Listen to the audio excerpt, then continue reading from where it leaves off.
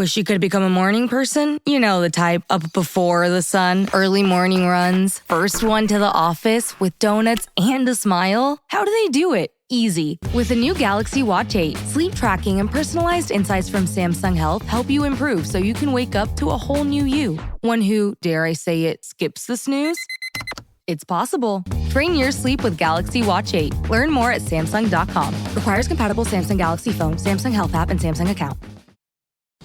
ABC Wednesdays. Shifting Gears is back. He has arisen. Tim Allen and Kat Dennings return in television's #1 new comedy. What?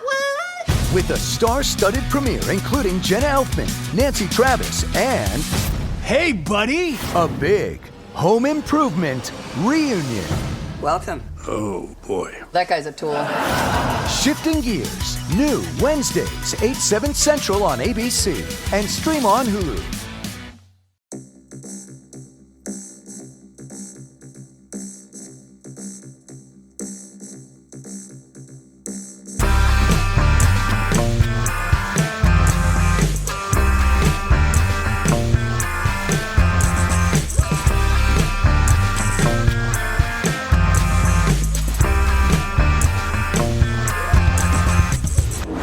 Hello and welcome to Unequal Sequel. Extra.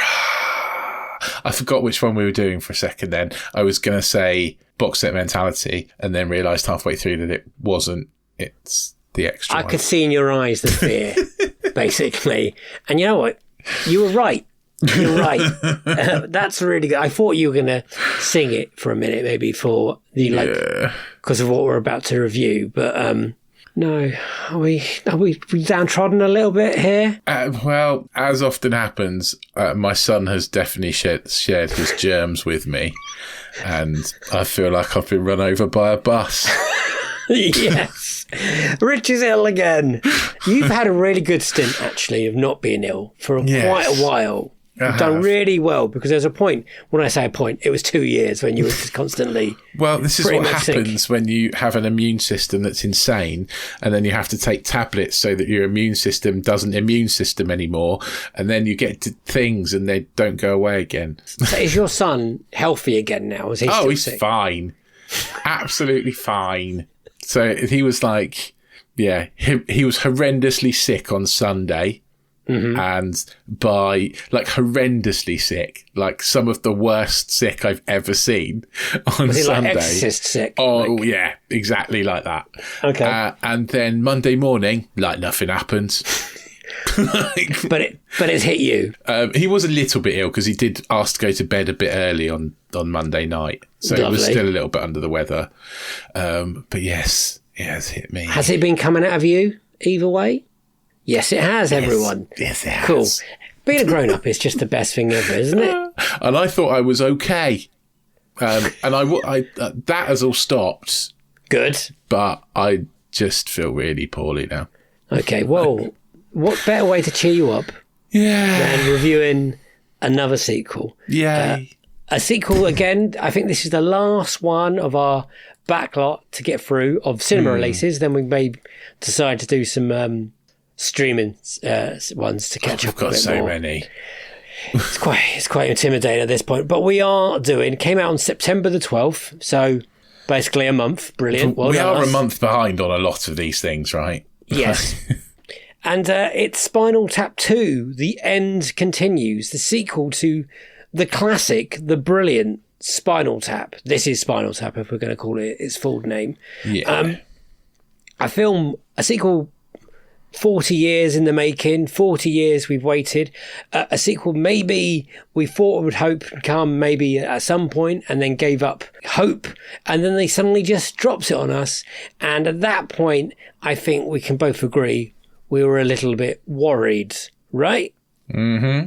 Because there's not been much about it either, is there, really? Not a huge amount. And the cast are all back. The living cast are all back, basically, with some added members. I don't know where to really start with this one, Rich, but if you want to give... Spinal Tap are a band back in 1984, and the last time we were with them, you followed them on tour, basically, right? Was that, Yes. Yeah, basically. It's one of the first mockumentaries. That's a good thing to say. It is a mockumentary. This is the IMDb one from the original. Spinal Tap, one of England's loudest bands, is followed by director Marty well, I'm not going to try that. It's Rob Reiner, basically. Yeah, on what proves to be a fateful tour. Basically, it follows on the tour. It stars Christopher Guest, Michael McKean, and Harry Shearer, not Harry Sheen, Harry Shearer as the three main cards. And over to Rich to explain what's going on in the sequel 40 years later. I mean, I could read the IMDb one is incredible, by the way. The sequel? The synopsis for this movie is: the band reunite after a 15-year break for one final concert. I mean, it's kind of true. Yeah, it's one line. And you know what? That's probably. I would like to hear what you would have said. Described it though. Yeah, I mean, it does actually describe it pretty well for IMDb, to be honest. Yeah, it does. It does. Yeah, basically, Spinal Tap split up quite monumentally, and then they've come back for a one-off reunion gig, and they're again making a documentary about it. Yeah, because they've got one final performance left on their contracts, and the record company and making them do it. Kerry Godliman is cashing in basically, and with Kerry Godliman as the manager, who's the daughter of that manager with the cricket bat from the first film. We've got Chris Addison as well. Yes. And then there's loads of cameos from loads of different people, including Elton John and Paul McCartney. Rich, legacy sequel-wise, looking forward to this, were you? Were you high hopes? No, I wasn't. I thought it was thoroughly pointless and didn't need to happen. I wasn't really looking forward to it at all. I actually watched it with a friend of mine who hadn't seen the original, so we watched the original first, and then went to go and watch this like straight after. And do you know what? I thought it was all right.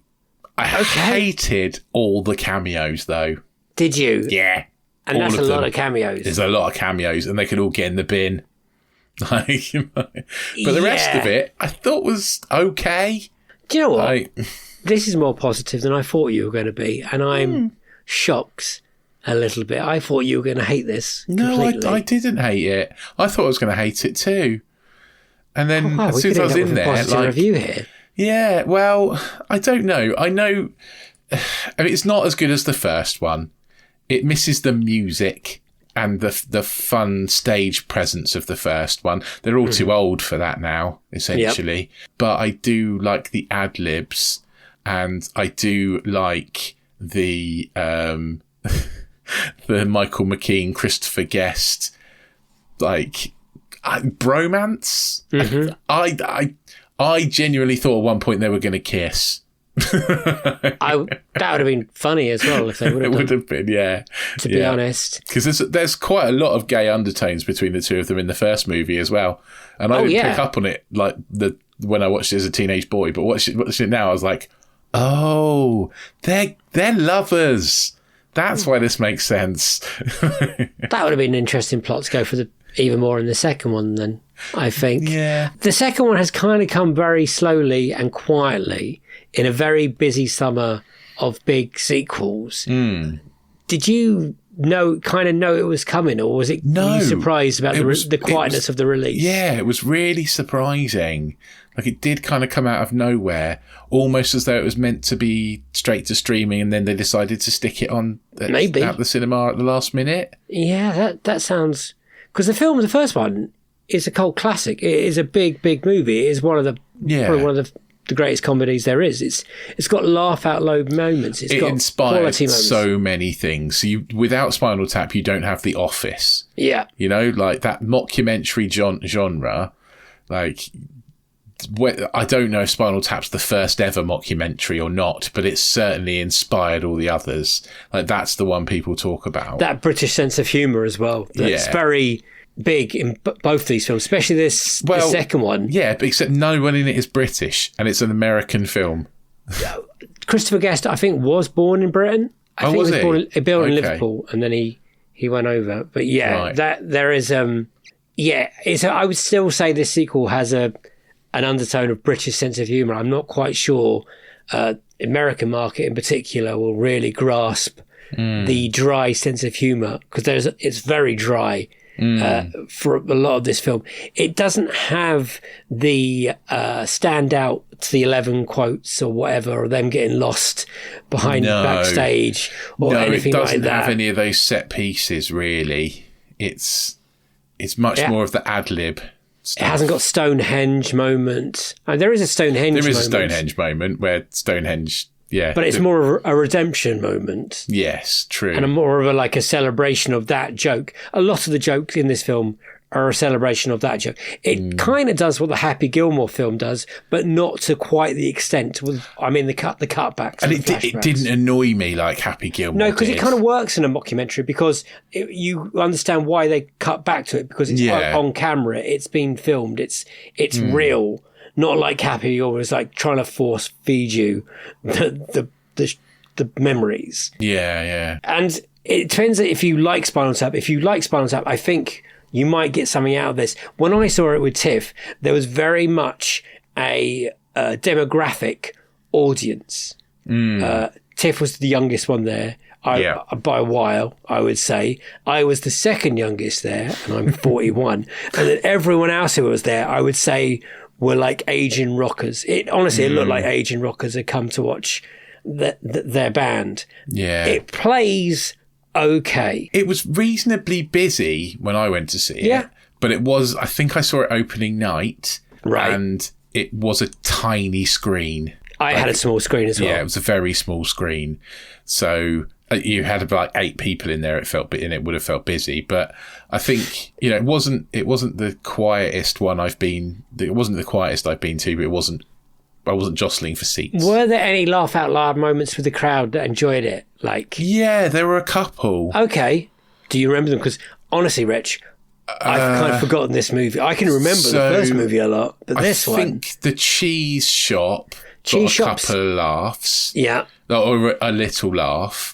And I think, I can't think of another one now. The tour group kept coming in. That made me chuckle a little bit.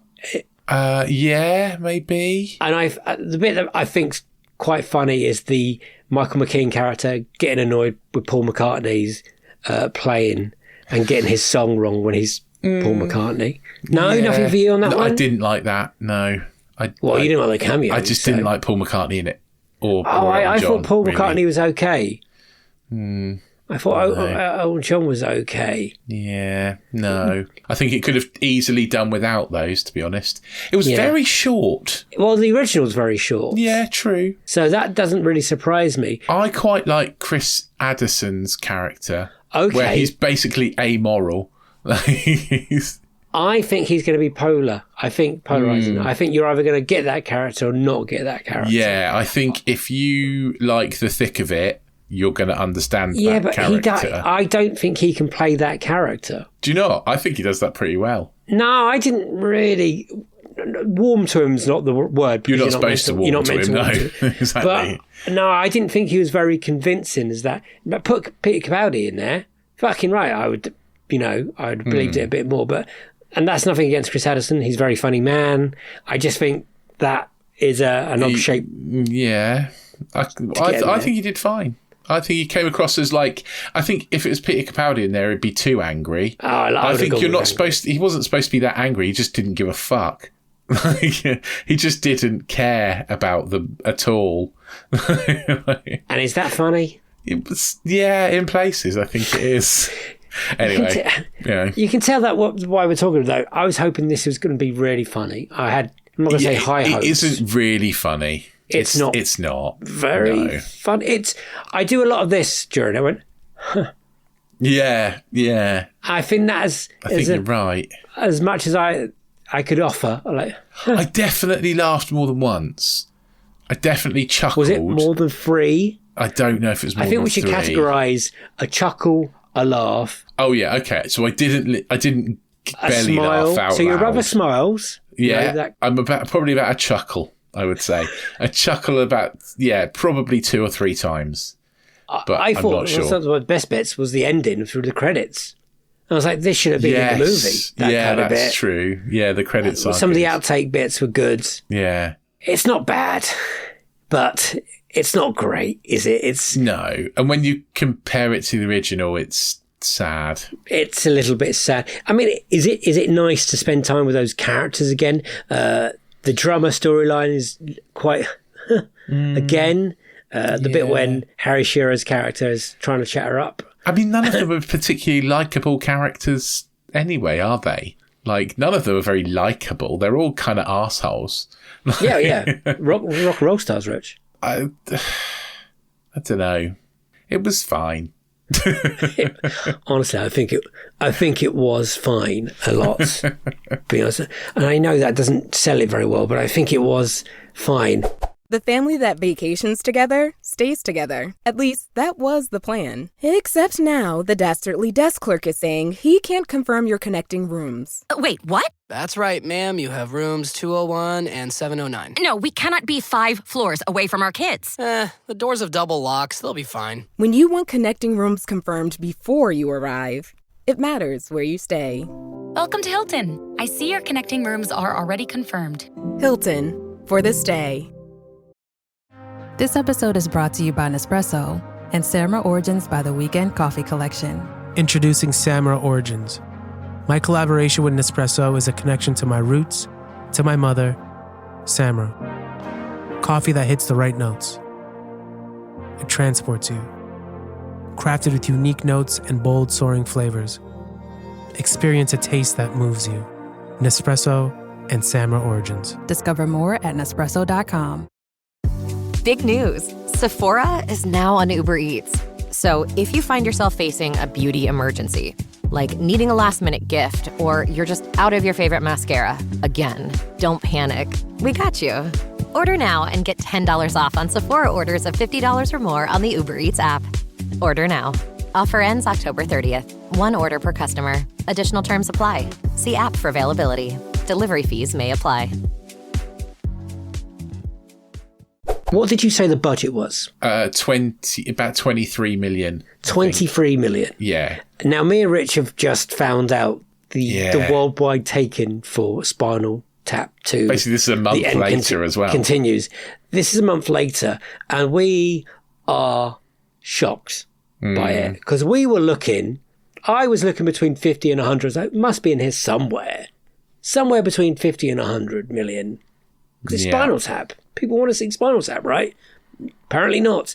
Rich, how much did it make? Tell the audience. It made, I will give you the exact figure. It made 3.19 million. That is 3.19 million. So actually $3,193,330. So that's a loss of $20 million on its production budget, now, let alone anything else. Kind of what I was saying earlier, that it was kind of brought out very quietly. So marketing-wise, nothing, pretty much. No. I just can't get over that. 3.5, basically. 3.1. Well, not even 3.5. Basically 3. Oh, my God. Yeah. Yeah. That is not even on the top 200 of this year. It's a massive flop. I mean, the first one didn't make a lot of money either, but I mean, it was a long time ago. It was 1984. Yes. But it had a budget of $2.5 million and it made 6, basically. So that's pretty much a profit. Yes, but, that's good, Belen. It's small numbers. But I can see how that got a following. I mean, it did well on VHS, DVD, whatever. This one, I just think it's going to be people are going to forget about it, that it exists, that it was done. Yeah, I think so. They're not going to watch Spinal Tap 1 and go, oh, I can't wait to watch Spinal Tap 2. Yeah. I mean, it's got a good joke. The end continues. Still good. Yeah. So, yes. Shall we do score-wise? Do you want to know what the first one was? Well, you can guess. It's the first one. Okay. What, for Rotten Tomatoes? Rotten Tomatoes. For audience. Got to be critics. It's got to be up there, isn't it? It's got to be well into the 90s. I'm going to say 97.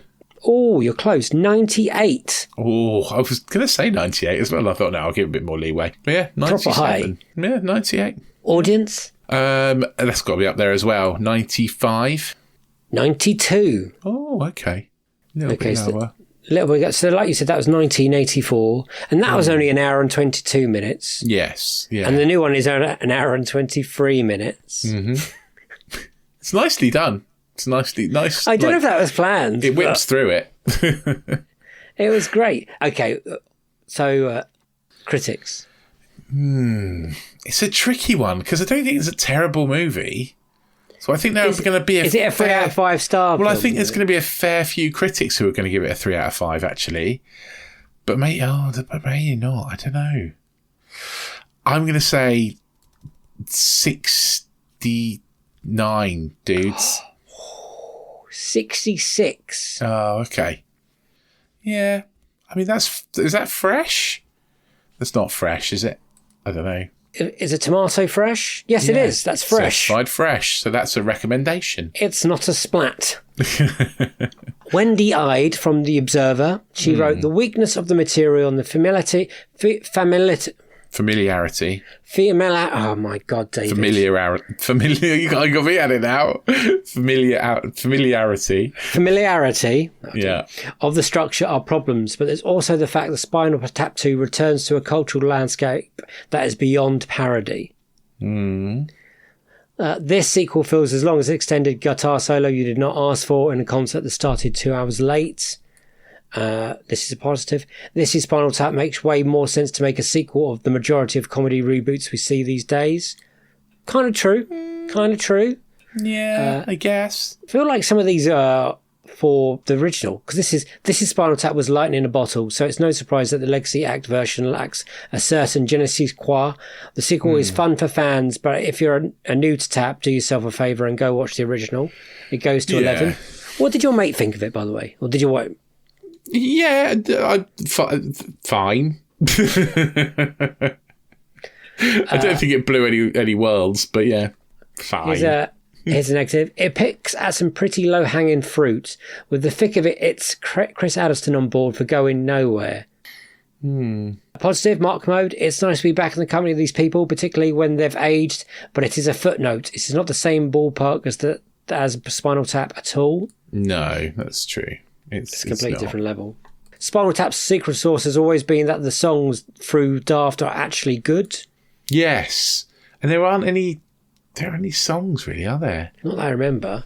Light, breezy, occasionally amusing and often charming. Would you use the word charming? No. Well, yes, for the cheese shop and for playing in the pub. That's what I chuckled at, where he's playing with his pub band and it's like a little folk band and then he's like meow, Nigel Tufnell on his like electric guitar. That made me chuckle. Spinal Tap's extended Victory Tour would be more acceptable if this film had tried to include more actual jokes. There are a couple of gags here and there, but nowhere near enough to pad out a feature-length runtime. Well, it's not really a feature-length runtime, is it? It's an hour and 23 minutes. It's like a long episode of a TV series, basically. Yeah, so not amazing from critics. What about audience? What do you think? I don't think anyone's seen it. Well, there's only 250 plus ratings from audience. 250 plus. So it hasn't made 300 or 500. Wow, that's not many. That's very small.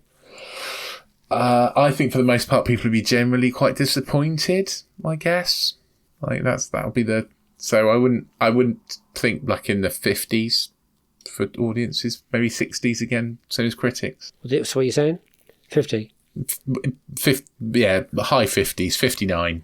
Okay, 90%. What? Those 250 people really liked it. Well, yeah, but a lot of them. Well, this is 2 stars. Wait until streaming. 1.5 star. The best thing that Rob Reiner did hold back his current political rantings behaviour. Otherwise, it was just sort of, as in sad and lame way, nice to see the boys again.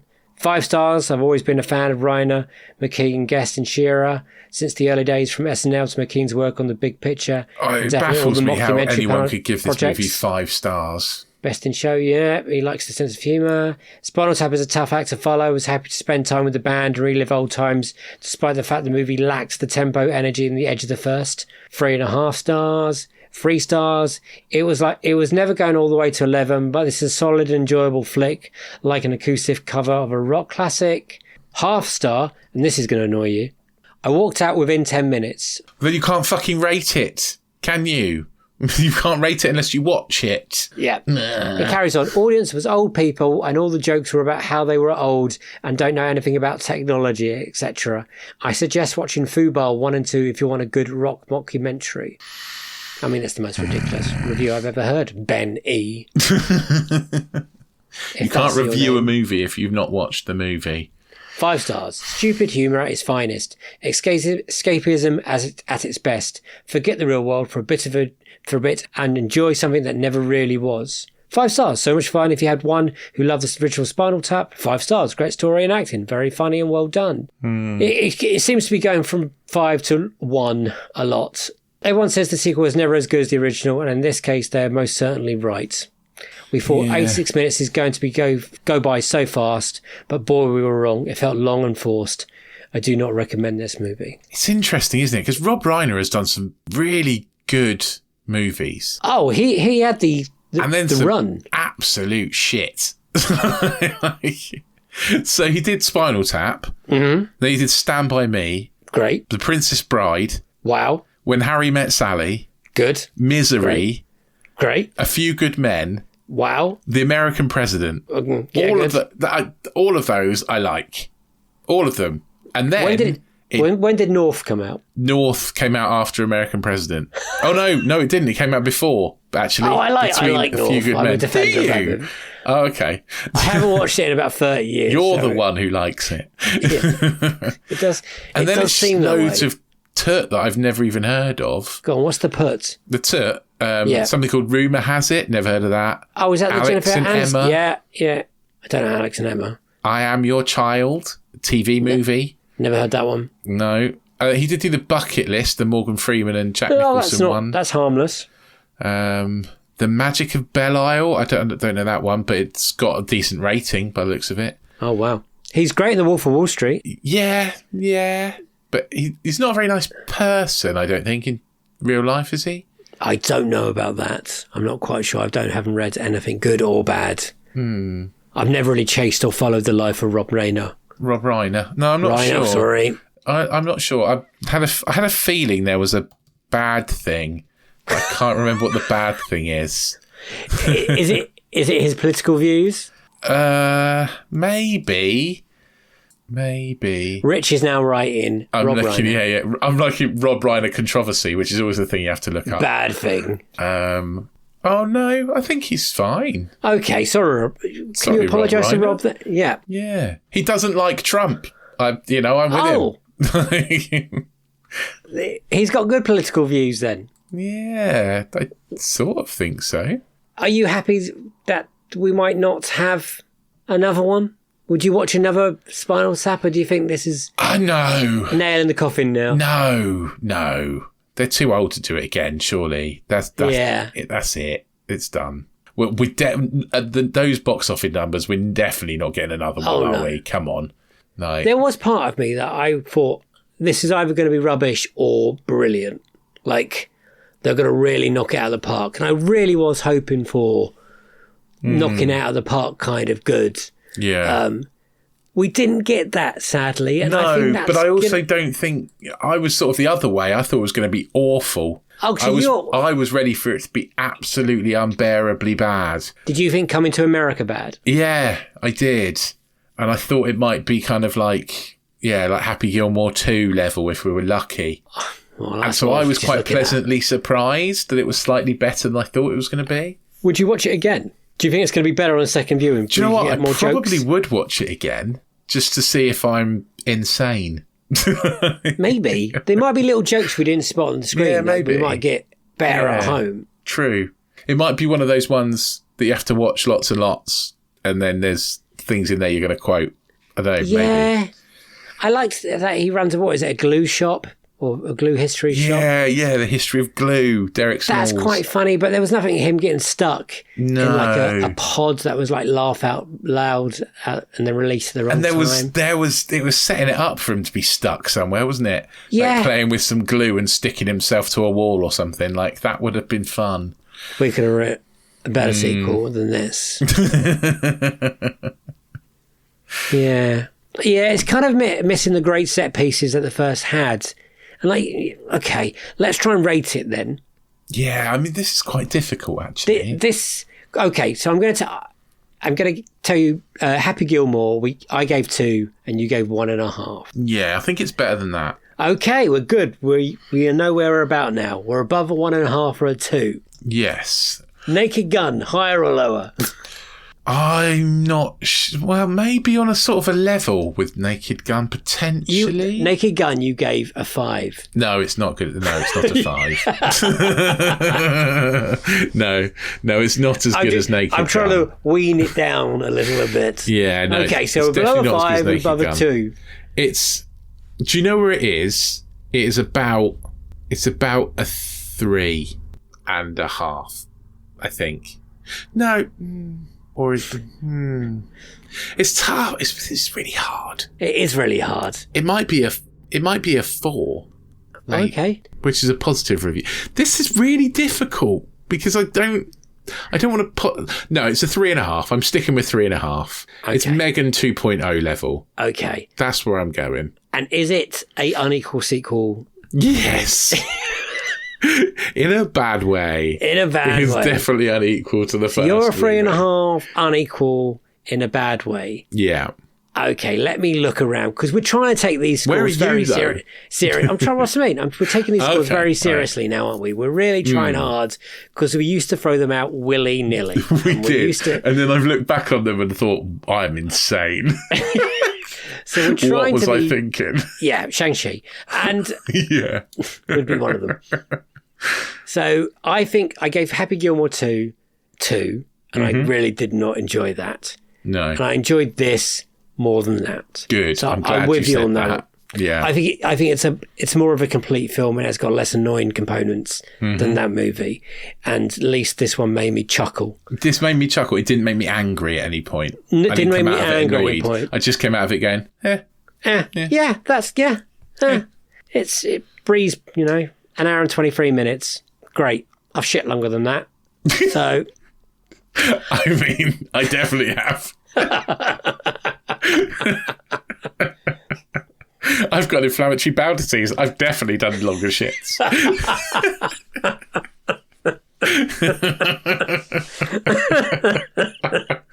Oh, do you think that way people will tune in? Yeah. If you're still listening, congratulations. I gave Jurassic World Rebirth a 4. You did, you weirdo. And I enjoyed Jurassic Park Rebirth more than this. So I'm going to be somewhere where you are, annoyingly.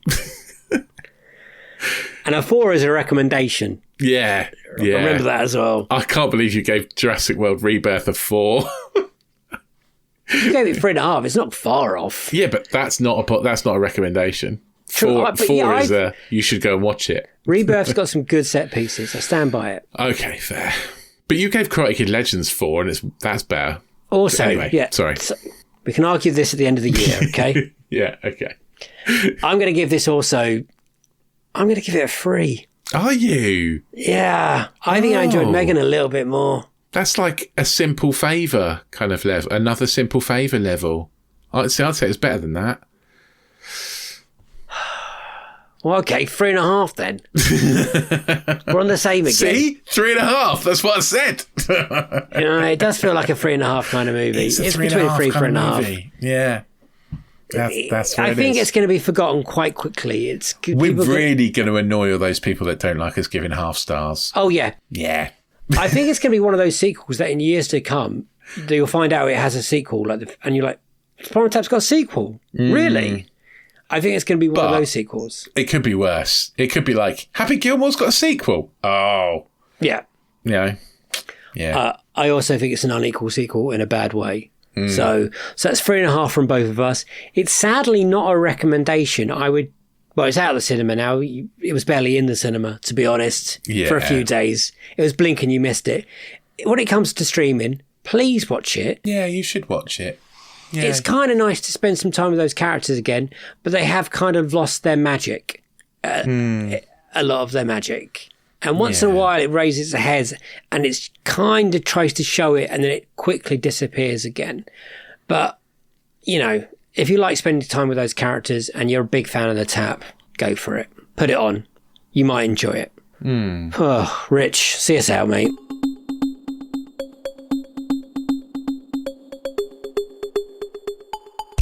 Yeah, if you did watch it in the cinema, let us know what you thought. We're on all the social medias. You can send us a message. Just type in Unequal Sequel in the search bar and you'll find us. We'll come up. If we're not there, because we're not on them, because they're bad places. Or you can also email us, unequalsequel@hotmail.com, or you can leave us a comment on YouTube or on Spotify, if those are the places where you listen to us. If you do leave us a comment, then maybe you'd also like to leave us a 5-star rating on wherever your pod player of choice is. But if you do leave us a 5-star rating, take a screenshot of that 5-star rating and then email it to unequalsequel@hotmail.com, and you could win yourself an exclusive Conjuring Last Rites coffee cup, which Dave still hasn't posted on social media, despite promising that he would do. I've been very busy. Do it now. Do it now, okay. Dave. Okay. I'll do it tomorrow morning. So yeah, it will come out on social media. But yeah, all you have to do to win that is send us an email with a screenshot of your 5-star rating. We will enter you into a draw and we will draw a lucky winner who we will send the Conjuring Last Rites exclusive coffee cup that only cast and crew got.